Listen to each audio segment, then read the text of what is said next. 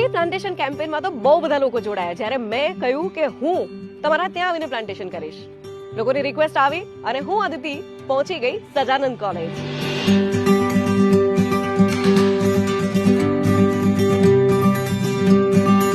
તમને શું લાગે છે આવનારી જે પેઢી છે અને કરંટ જનરેશન છે એને ટ્રી પ્લાન્ટેશન માટે ઇન્સ્પાયર કરવા હોય તો શું કરવું જોઈએ? બસ આ શાળા કક્ષાએથી શરૂઆત છે ને એ બહુ સારી બાબત છે, કારણ કે આજનો જે વિદ્યાર્થી છે ને એ ભવિષ્યનો નાગરિક છે. તમે સમજો, પ્લાન્ટેશનની શરૂઆત છે ને સ્કૂલ સમયથી થઈ જાય ને તો મજો પડે.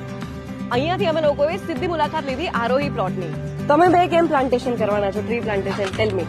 અમે બે ટ્રી પ્લાન્ટેશન એટલે કરશું કારણ કે અમે જ્યારે શું કહેવાય બંગલો લેશું, બંગલો બનશે, અમે રહેવા જશું ત્યારે અમે એક પેટ ડોગ રાખશું. તો પેટ ડોગ સાથે હું જ્યારે પણ આમ રમું ને ત્યારે આમ ઝાડવા હોય અને શું કહેવાય બહુ તડકો હોય તો છાયામાં અમે બંને સાથે બેસીને પણ સૂઈ શકીએ. એટલે હાઉ ક્યુટ.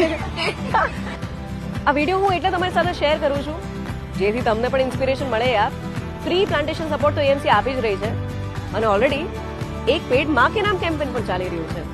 તો જ્યાં સુધી ચોમાસું જામેલું છે ને, આઈ વિશ કે તમે બધા ટ્રી પ્લાન્ટેશન કેમ્પેનમાં જોડાઓ અને ફોટો અને વિડીયો અમારી સાથે શેર કરો.